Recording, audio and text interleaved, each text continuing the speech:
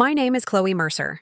I'm 34, and 3 days after spinal surgery, my father decided my house belonged to him. Late Friday, while I was lying flat with a brace around my waist, he called and announced, "We'll be using your place for 3 days. It's perfect for our beach trip." He did not ask what the surgeon had said. He spoke as if the decision had already been signed. I told him I could barely stand long enough to reach the bathroom and asked them not to come. My mother answered from the background, calm and final.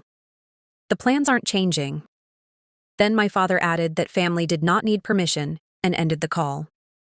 For years, I had confused surrender with keeping the peace.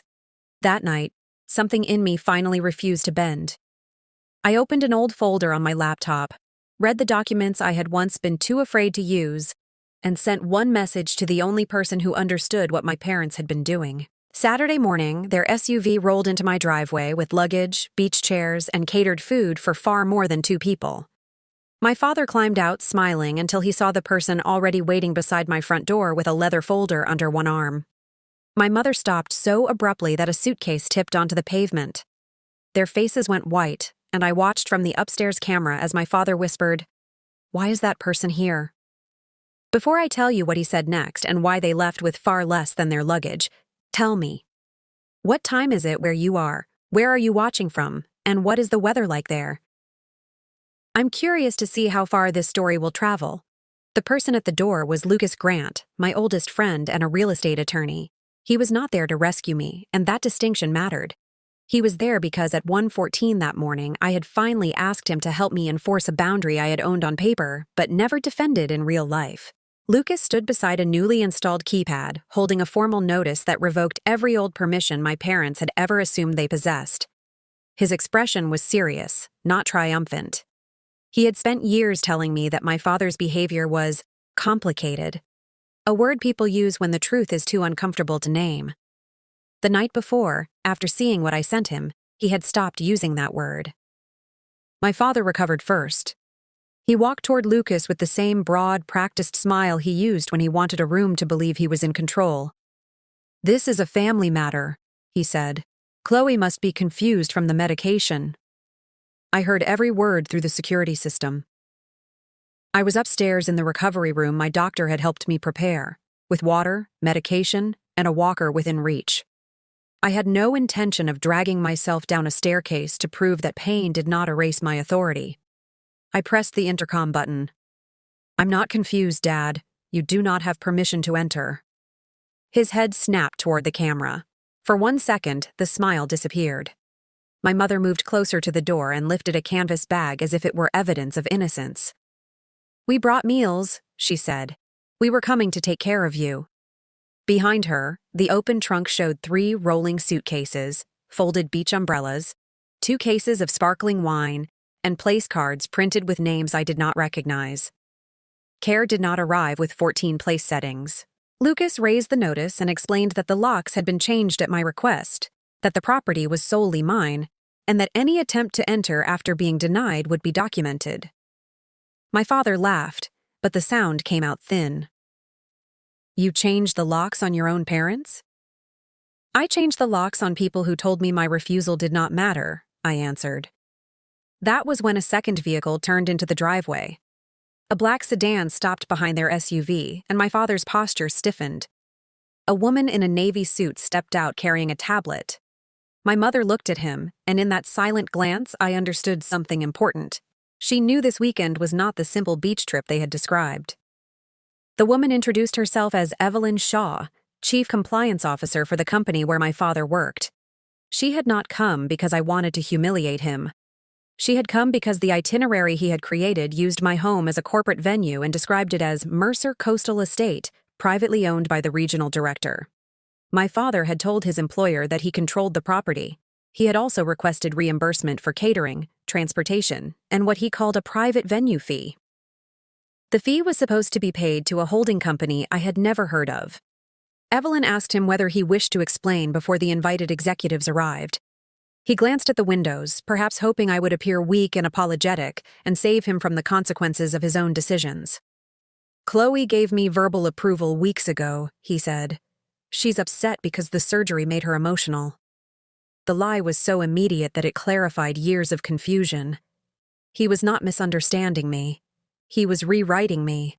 I opened the folder on my laptop and sent Evelyn the recording of Friday's voicemail, the text where I had written, "You do not have permission to use my house," and his reply, "We are coming anyway. Stop being dramatic." Lucas had advised me not to argue in real time. Facts were harder to twist when they arrived with dates. Evelyn read the messages without changing her expression. My mother began pulling at the handle of one suitcase. "This has gone too far," she said. "We should all go inside and talk privately." I almost laughed. Privacy had always been their favorite shield. They wanted every offense hidden inside the family and every sacrifice displayed in public. "No one is coming inside," I said. My father stepped toward the door and reached into his pocket. I knew what he was searching for, the spare key I had given them 4 years earlier, before I understood that access could become entitlement. He slid it into the old backup lock. It did not turn. The small failure seemed to enrage him more than Evelyn's presence. He twisted the key again, harder. Lucas told him to stop. My father looked up at the camera and said, "You have no idea what you just cost me."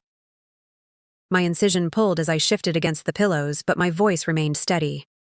"Actually, Dad, I know exactly what you tried to make me pay for. 18 hours earlier, I had believed the argument was only about unwanted guests. Then my phone lit up with an email my father had accidentally forwarded to me instead of his assistant. The subject line read, "Harbor Line Leadership Weekend, Final Schedule." I almost ignored it. Medication made the screen blur, and every movement sent a hot line of pain across my lower back. But the preview showed a photograph of my house, not a casual snapshot, a professionally edited image taken from my real estate listing, with my address beneath a gold logo. I opened the attachment and felt the room become very still. The document described my home as a family-owned coastal retreat, available for executive hospitality. It promised private bedrooms, a chef's dinner, sunrise meetings on the deck, and exclusive access to the beach path behind my property. 14 people were listed, several were senior executives.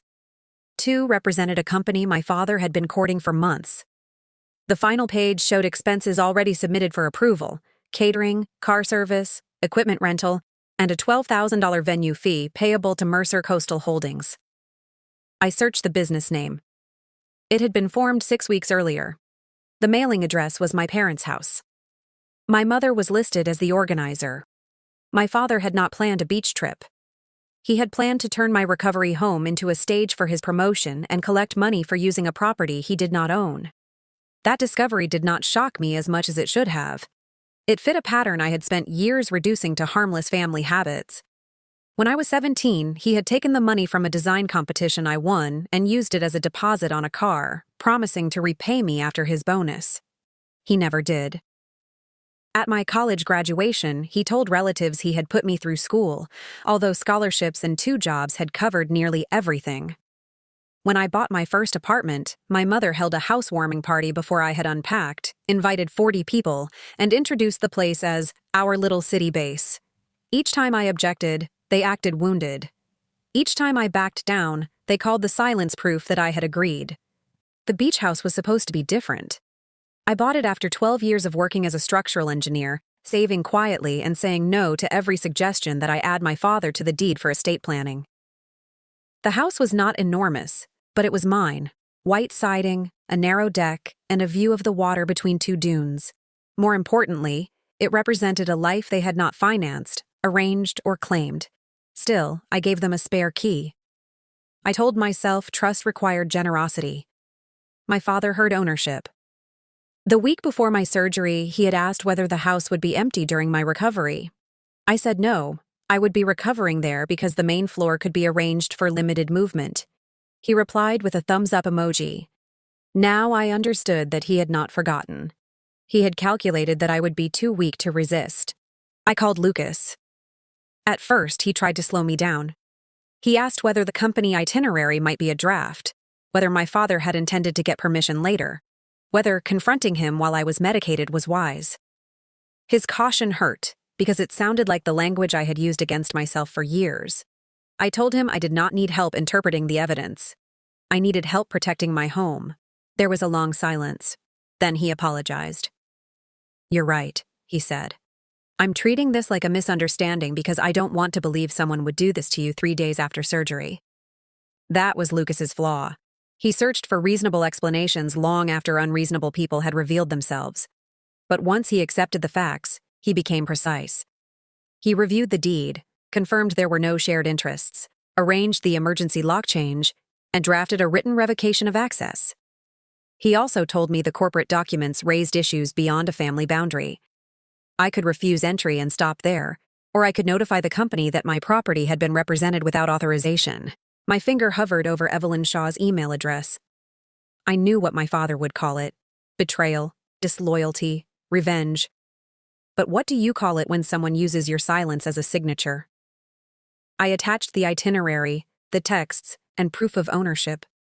In the message, I did not insult him or speculate about his motives. I wrote only what I could prove. I had never authorized the event, never agreed to a venue fee, and explicitly denied permission after learning they intended to come. Evelyn replied at 2:03 a.m. She asked me not to delete anything and said she would arrive before the scheduled guests. That was the moment the story changed. Until then, my parents had controlled every conflict by making it emotional and private. I had finally moved the truth into a place where tears, guilt, and family titles could not rewrite it. Back in the driveway, my father stopped twisting the useless key only when the first invited guest arrived. A silver SUV parked behind Evelyn's sedan, followed by another car, then a hired shuttle. Men and women stepped out in weekend clothes, carrying laptop bags and overnight cases. They had expected a polished welcome at a private estate. Instead, they found my parents standing beside scattered luggage while an attorney guarded a locked door. My father transformed instantly. His shoulders relaxed, his voice warmed, and the smile returned. "Small scheduling issue," he announced. "My daughter is recovering and got nervous. We'll have this sorted in a minute." That sentence contained his entire strategy: reduce my decision to a symptom, make my resistance temporary, and keep performing until I became too embarrassed to contradict him. I pressed the intercom. "There is no scheduling issue. This event was never authorized and the house is not available." Every face turned toward the camera above the door. My mother whispered my name in the warning tone she had used since childhood, as if one word could pull me back into obedience. Evelyn addressed the guests before my father could. She said the company had received information that the venue and related expenses might have been misrepresented, and the gathering was suspended pending review. No one accused him of a crime. No one needed to. The silence that followed was heavier than shouting. One of the guests, a senior vice president named Martin Hale, looked at the printed itinerary on his phone and asked my father whether Mercer Coastal Estate was actually his property. My father answered with a story instead of a yes or no. He said our family did not draw rigid lines around assets, that he had helped me throughout my life, and that the house was effectively shared. I sent Evelyn the deed. She showed Martin the ownership page. My name was the only one listed. My father's confidence cracked at the edges. My mother stepped forward and said I had always welcomed family, that surgery had made me frightened, and that they had intended to support me while hosting a very small dinner. A caterer's van turned the corner before she finished. 2 workers began unloading trays and folding tables. 14 place cards were visible through the rear doors. No one had to challenge her version. The driveway did it for us. Then she reached for the weapon she trusted most: public shame. She opened the family group chat and wrote that I had locked my recovering parents out after they drove hours to care for me. She added that my father's colleagues had been humiliated because I was not thinking clearly. My phone began vibrating with messages from relatives. An aunt told me to stop punishing everyone over a misunderstanding. A cousin asked whether I needed someone to manage my medication. For a few minutes, the old panic returned. Their version was moving faster than mine, gathering sympathy while I lay upstairs, unable to stand without assistance. My first instinct was to defend myself with a long, emotional explanation. Lucas stopped me over the intercom. "Use the record, not the wound," he said quietly. I opened the group chat and posted 3 items: my written refusal from Friday, the first page of the corporate itinerary, and a photograph of the catering invoice for 14 guests. Beneath them, I wrote, "I am safe, medically supervised, and fully aware. I did not invite anyone. I denied permission. Please do not repeat claims about my health to excuse conduct you have not verified." Then I muted the chat. The effect was not immediate, but it was irreversible. My aunt deleted her message. One cousin wrote, "This is not what we were told." Another asked why a family visit required a corporate venue fee. My mother stared at her screen as the story she had launched turned around and faced her. My father saw it happening and changed tactics. He stepped closer to the camera, lowering his voice. "Chloe, take this down. You're damaging the family."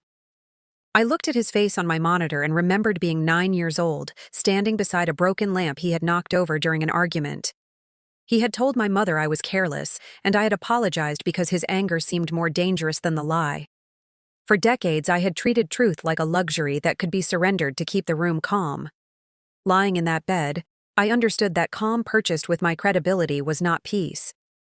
"The documents are damaging the story you told," I said. "That is not the same as me damaging the family." Martin and 2 other guests returned to their vehicles. The potential business partners spoke briefly with Evelyn, then asked their driver to take them back to the hotel. My father watched the opportunity he had built the weekend around leave the driveway. He turned toward the house again, no longer smiling. "You think this makes you powerful?" he asked. "You're going to regret humiliating me." My hands were cold, but my answer came without effort. "I think closing my own door makes me the owner." Part 5. The signature I never gave them. The driveway emptied, but the confrontation did not. Evelyn asked my parents to remain available for questions, and Lucas suggested they leave the property before the situation escalated. My mother began packing the loose bags back into the SUV. My father did not move. He stood beneath the camera, staring at the front door as if enough anger could make it open. Then he held up his phone. "I have written authorization," he said. "You gave it to me." A document appeared on Evelyn's tablet seconds later. It was a 1-page letter stating that I had granted my parents unrestricted use of the house for family and professional events. My name was typed at the bottom above a digital signature. My mother's name appeared as a witness. For one terrifying second, I wondered whether I had signed something months earlier without understanding it. That doubt was familiar. My parents had trained me to search myself for the mistake before considering that they might be lying. Lucas asked Evelyn to forward the file. He examined the metadata and called me privately. The document had been created 6 days earlier while I was in the hospital. The digital signature was an image copied from a contractor agreement I had emailed my father the previous year when he recommended someone to repair the deck. It was not subtle forgery hidden behind technical genius. It was entitlement wearing office software. "Do you want to confront them now?" Lucas asked. I looked at the walker beside my bed and the medication schedule taped to the lamp. My body was demanding rest, but the old version of me believed boundaries only counted if I personally defended them in the room. "No," I said. "I want everything documented." We created what Lucas called an evidence ledger. It replaced the emotional list I might once have written. Respect me, understand me, please care, with a timeline no one could argue into a different shape. At 4:42 p.m. Friday, my father announced the trip. At 4:47, I refused. At 5:03, he said they were coming anyway. 6 days before that, someone created a false authorization. 3 weeks earlier, the venue fee had been submitted. Each entry linked to a message, invoice, file, or camera clip. The ledger did not make me feel brave. It made bravery unnecessary. I no longer needed to win a debate about whether I deserved peace after surgery. I needed only to show what happened. Evelyn requested a virtual compliance interview for that afternoon. My father insisted he would participate only if I joined. He likely expected to overwhelm me with the old family rhythm, interrupt, accuse, then offer a partial apology once I became exhausted. Lucas warned me that the meeting could wait. My doctor had told me stress could slow recovery and my pain had sharpened during the morning. I considered declining. Then I realized I did not need to perform strength for hours. I could enter, state the facts, and leave. We agreed that Lucas would speak only on property issues, Evelyn would control the meeting, and I could disconnect at any time. At 3, their faces appeared on my laptop. My parents were sitting in their SUV at a public parking area near the beach. My father's tie had replaced his weekend shirt. My mother sat rigidly beside him, no longer pretending the trip was about caring for me. Evelyn began with the authorization letter. She asked who created it. My father said his assistant prepared it after a phone conversation in which I agreed to the event. I said that conversation never happened. He responded before Evelyn could speak. Chloe, you forget things when you're stressed. Lucas placed the document metadata on screen and pointed out that the assistant's account had never accessed the file. It had been created from my father's personal laptop. My mother's witness signature had been added from her phone minutes later. Evelyn asked my mother whether she had watched me sign. My mother looked down. My father answered for her. We understood Chloe's intentions. Evelyn repeated the question. This time, my mother said, no. One syllable split their alliance. My father turned toward her with an expression I had seen aimed at me countless times, disbelief that someone under his influence had chosen truth over protection. My mother rushed to soften it. She said they had expected me to agree, that I usually did, and that the letter was only meant to keep the planning moving. That explanation exposed more than denial would have. They had converted my history of surrender into advance consent. Evelyn then asked about Mercer Coastal Holdings and the venue fee. My father claimed the company was a future family venture and the fee would eventually support maintenance on my house. I had never heard of the venture. No funds had been offered to me. The payment account belonged jointly to my parents. When Evelyn asked why the company was charging for a property it did not control, my father stopped answering and accused me of exploiting a private misunderstanding to destroy his career. I felt the old urge to reassure him. It rose automatically, almost tenderly, because daughters can be conditioned to comfort the person who harms them. I placed both hands on the blanket until the impulse passed. Your career depended on people believing you owned what I built, I said. I did not create that risk. He threatened to sue me for defamation and said he would remove me from his will. The threat might once have worked. Then Lucas calmly stated that truthful documents were not defamation and reminded him that inheritance could not be used to purchase access to my property. I looked into the camera. Keep whatever you plan to leave me. I'm done paying for it in advance. Then I disconnected. For the first time in my life, I ended the conversation before my father decided it was over. Sunday morning brought the climax my father had spent years teaching me to fear. Evelyn scheduled a final review call with Martin, the two Harbor Line representatives, my father's division president, and company counsel. She said my participation was optional. I joined for 10 minutes because I wanted one point entered into the record. I had not authorized my home, my name, or my recovery to be used in his presentation. My father appeared from my parents' kitchen with my mother beside him. He looked tired but not humbled. He began with an apology that never reached the thing he had done. He was sorry the weekend had become confusing. He was sorry private family tensions had affected colleagues. He was sorry I had felt pressured. Every sentence moved responsibility away from him and laid it gently at my feet. Then Martin asked a direct question. Did you know Chloe had refused before you drove to the property? My father said he believed I would reconsider once we spoke in person. Evelyn played the voicemail he had left after our Friday call. His own voice filled the meeting. We've already made commitments. We're coming, and you need to stop turning everything into a crisis. No one interrupted. She displayed the false authorization beside the original contractor agreement from which my signature had been copied. She showed the venue invoice, the holding company registration, and the reimbursement request. My father tried one final defense.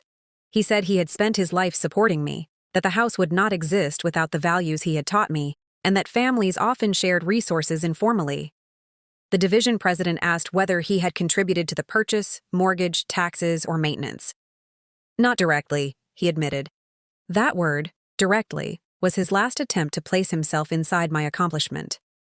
I spoke before he could expand it. He did not contribute financially. He did not have permission. He knew I was recovering from surgery, and he expected that condition to make resistance harder. My mother covered her mouth. Then, unexpectedly, she confirmed it. She said my father had told her I would complain, but eventually give in because I did not like conflict. She admitted helping with the company paperwork because he promised the retreat would secure a promotion and that they would repay the venue money after the event. Her confession did not erase her choices, but it ended his ability to call the situation a misunderstanding. The Harbor Line representatives withdrew from the proposed partnership meeting. Martin stated that he could no longer sponsor my father for the regional promotion. The division president placed him on immediate administrative leave pending termination review and ordered the company to cancel the venue reimbursement. He was instructed to repay the non-refundable catering and transportation expenses that had been approved based on his representations. The total was just over $18,000. My father stared at the screen, stunned not by what he had done, but by the fact that consequences had finally reached him. "Chloe," he said, abandoning the executives and speaking only to me. "Are you satisfied now?" It was the question he wanted everyone to remember. Not whether I was safe, not whether he had forged my approval, but whether his loss had made me happy. I answered carefully. "I am satisfied that my no is finally being treated as a complete sentence." Then I left the meeting. Lucas handled the remaining property steps. He sent my parents a formal demand to stop representing any ownership interest in the house, return every key and access device, and reimburse the emergency locksmith fee. He also preserved my right to pursue the false signature if they used it again. I did not demand money for emotional pain or invent a punishment. I required repair where repair was measurable. By afternoon, my mother delivered the old keys in an envelope to Lucas's office. My father refused, insisting one belonged to him. The security log proved he had attempted to use it after permission was revoked, so Lucas added that incident to the notice. 2 hours later, the key appeared in the office mail slot.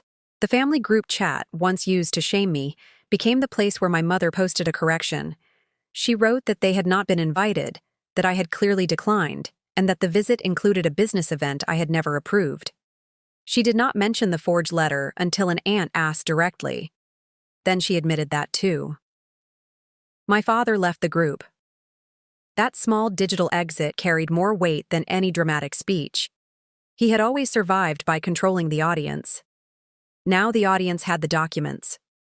That evening, I watched the sunset from my upstairs window while the untouched house remained quiet below me. I had imagined revenge would feel hot, like rage, victory, or applause. Instead, it felt like a locked door, a muted phone, and the first full breath I had taken since the surgery. 6 weeks later, I could walk from the bedroom to the deck without the walker. Recovery was slower than I wanted, and steadier than I feared. The house remained quiet, but the silence no longer felt like abandonment. It felt protected. My father's company completed its review during my 4th week of physical therapy. He was given the choice to resign or be terminated for misrepresentation, misuse of company funds, and submitting a false authorization connected to a corporate event. He resigned. The promotion disappeared. Harborline chose another partner, and my parents repaid the canceled event costs from the savings they had planned to use for a luxury cruise. Those losses were substantial, but the consequence that seemed to wound him most was social. Relatives stopped accepting his version of events without evidence. Colleagues who once admired his confidence now understood what it had been built on. He had not lost everything because I attacked him. He lost the privileges that depended on everyone else remaining silent. My mother called twice. The first time, she apologized for letting things get out of hand. I told her that phrasing made the harm sound accidental. She called again 4 days later and tried without decoration. She said she had helped create the false letter, had repeated claims about my mental state to discredit me, and had valued my father's promotion more than my recovery. I thanked her for naming the truth. I did not invite her back. Accountability was a beginning, not a key. We agreed that any future contact would happen by phone until I decided otherwise. My father sent one email. The subject line was, "What you've done to this family."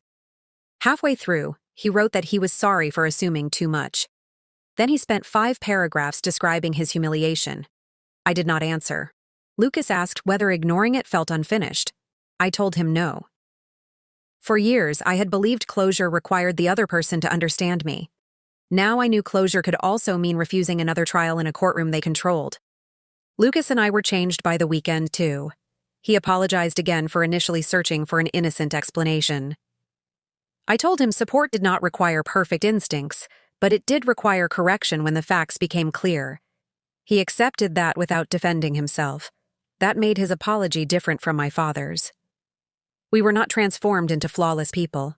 We became more honest ones. I updated the security system, removed my parents from emergency contacts, and revised the documents that gave them authority if I became medically unable to make decisions. I appointed a trusted cousin and Lucas instead. That step frightened me more than changing the locks. A key opens a building. Legal authority can open an entire life. During recovery, I also learned how many practical forms respect can take. A neighbor left groceries outside without ringing the bell. My physical therapist texted before every visit instead of assuming access. My cousin asked whether I wanted company and accepted "not today" without making me explain.